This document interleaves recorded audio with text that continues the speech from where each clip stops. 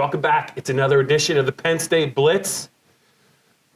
Greg, we survived the snow. Yes. We didn't really get much snow, so I'm not really happy with our weathermen, but I'm not alone. I'm getting off topic. Here on Penn Live, it's the Penn State Blitz. We got a lot to talk about. We're going to get to some recruiting a little bit later. But, right now, it's time to talk about the Senior Bowl. Penn State's got two guys in it, Trace McSorley, Amani Oruwariye. Couple things to get to. I think what we have to lead with, though, is the mystery of Trace McSorley's Citrus Bowl injury has been sort of solved. I don't think it's ever going to be completely solved. Right. But he apparently did not have a broken foot suffered during the second quarter of that game. Penn State told us he did have a broken foot. He told several of us he did. Turns out he didn't. He still played the second half of that game. He was hobbling significantly. It was his right foot afterward. And I was just curious. I was like, man, there's no way this guy is going to be able to participate in the Senior Bowl, right, which is ongoing as we speak. But it turns out I don't know if he's 100%, but he said the foot's not an issue. No, not at all. So much so that he lined up under center and handed off to a fullback, Bob. Should make a lot of Penn State fans are growling at the TV. Yeah, obviously, whatever the issue wasn't as serious as it may be seen. Now, obviously, he did have, about a month off? Not even, actually. It's like 20 days between the Citrus Bowl and being in Mobile for the Senior Bowl. But good news that, he was able to participate in this. If his draft odds, he's a day 3 guy for sure. And they would have plummeted, I would assume, had he not been able to participate down there. Right. So it's obviously a big deal, and he's one of 4 guys on the North team's roster that'll play on Saturday. Yeah, and I just, the Senior Bowl, it will be later this week. Practices are key. I read a couple of online write-ups. He's one of 8 quarterbacks there. He said the one guy who wrote about him said he thought he did pretty well. Didn't see a lot of things that were really red flags. I also saw that he had met with the Jets of all teams. Wouldn't that be something? He met with the Jets, I think, not on site, but he met with them, I think, at a team hotel. One report had it like that. And as you remember, Christian Hackenberg went to the Jets in the second round. But I'm happy for Trace that he's healthy. I think hopefully we'll see him at Penn State's Pro Day in a couple of months after the Combine. But I think he's a fascinating prospect, and you will see what kind of impression he can make, not only in the game and in practices, but maybe on teams. I'm sure he's always going to interview well.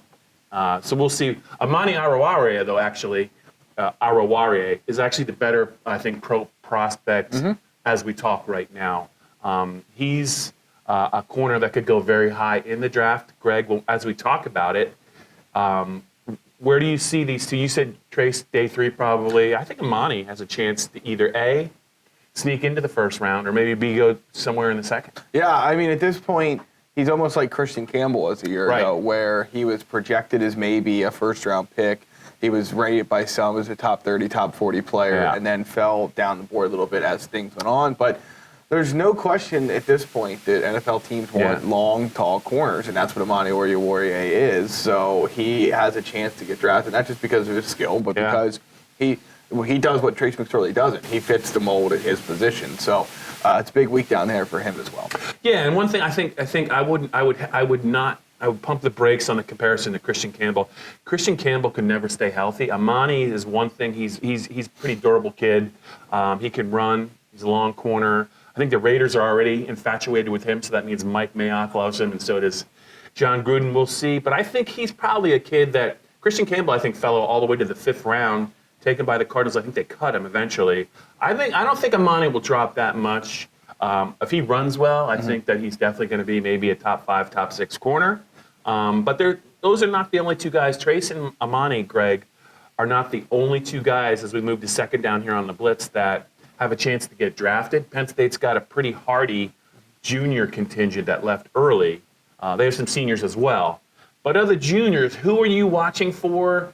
And who are maybe 1 or 2 of the guys you think can make a move? Yeah, I mean, I think the easy pick would be Miles Sanders, right? Obviously, he comes out early. He's a guy that really seems to fit the mold for maybe a running back that goes later in the draft, but has an impact similar to a guy that goes higher in the draft. I think that His career at Penn State indicates that's a possibility. But the one that I'm most intrigued by is Sharif Miller. He's received some positive reviews so far. Some offensive linemen that have done media have pointed him out as one of the better Big Ten defensive linemen, defensive end in particular. So I think he has a shot to maybe surprise people and go a little bit earlier than expected. I don't know if the Troy Apke kind of comparison is fair, where we thought Apke was going to be a round 7, the UDFA guy, and he went to, 5th round to the Redskins. But I think he'll climb up draft boards as we inch closer to that day.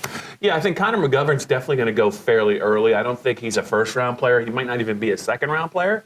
But I don't think, if he doesn't go in the second round, I don't think he'll go a lot. He won't slip a lot. You're right about Sharif Miller. When Sharif brought his A game, and he brought it a lot, he was a great player, I thought, at Penn State. And Miles Sanders is a running back that I think he's going to be appealing on a number of different levels. One is that he was not beat up in college. Right. He didn't have a heavy workload. Just 1 year. Comes out early, so fresh legs. I think he had some big games against some good teams. Right. And if he can show he can consistently catch the ball and pass block, I definitely think he could be a mid-round steal, I think, for a couple of teams. Two guys to watch, I think, that are really question marks. Kevin Givens. I think he's got NFL potential. I don't know if there's going to be some off-the-field issues that maybe might slow him down. I'm not sure. He's going to have to interview well.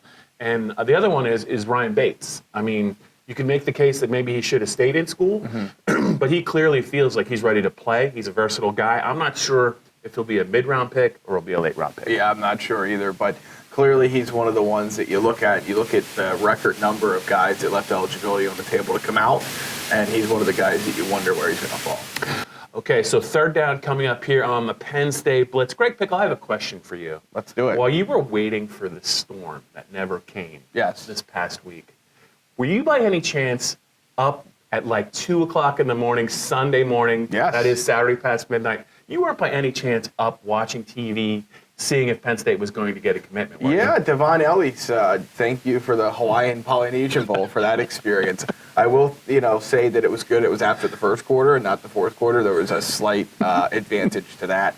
But no, I mean, the Maryland four-star defensive tackle picks Penn State about 1:30 Sunday morning. Had already signed with the Nittany Lions, so he's already officially a member of the class. So he's one of 2 defensive linemen now signed. Hakeem Beeman's the other one. And then Smith Vilbert's the defensive end that's committed. So they have 20 class of 2019 recruits at this point. Good get.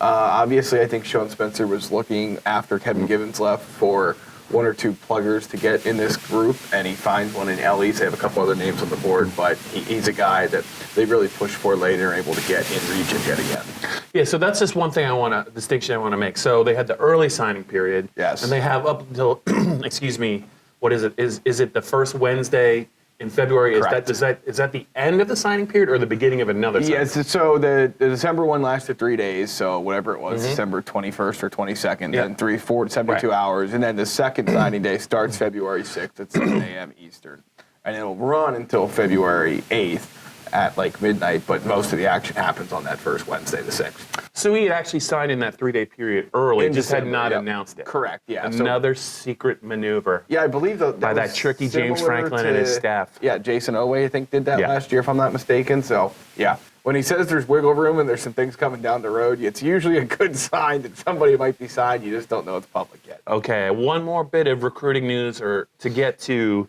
is there were a couple of really, really big-name recruits visiting Penn State, I think, over the weekend, where they had a hockey game. So Bryan Bresee, the 5-star defensive end from Maryland, was at the wrestling match. Wrestling, that's it. James Franklin, Sean Spencer, Phil Galliano, Brent Pry, all on hand for that. So you just got to keep getting him on campus. He can go anywhere he wants to go. There's no question. Same with Julian Fleming, the 5-star receiver. He was not on campus over the weekend, but he's been on campus so far earlier in January. So those are the 2 primary targets, a PA guy, a Maryland guy. Penn State can't afford to lose either. Do you feel like, right as we talk about it right now, there's a little bit of a ways to go? Do you think that Penn State's in the lead for both, or do you think someone's going to kind of sneak up like Mike Loxley at Maryland? Who knows what Ohio State's doing? Who knows what Josh Gaddish is going to do at Michigan? Maryland, no, that won't happen. Michigan is definitely interesting, especially for Fleming, with Josh Gaddish there now. Clemson is a team that will be involved for both of these guys. Right. I suspect Alabama will be too. So long way to go for each. Doesn't appear that either intends to decide anytime soon. I think Penn State has a lead for both right now, but they have a long time to sweat that out. All right, I think we got to everything here on this edition of the Penn State Blitz. I think we've almost solved the riddle of Trace McSorley's foot injury. Until next time. Until we actually get a chance to talk to him. Who knows what he's going to say. But you guys have a great weekend. We'll have more to talk about. We always have something to talk about when it comes to Penn State football on Penn Live here on the Penn State Blitz.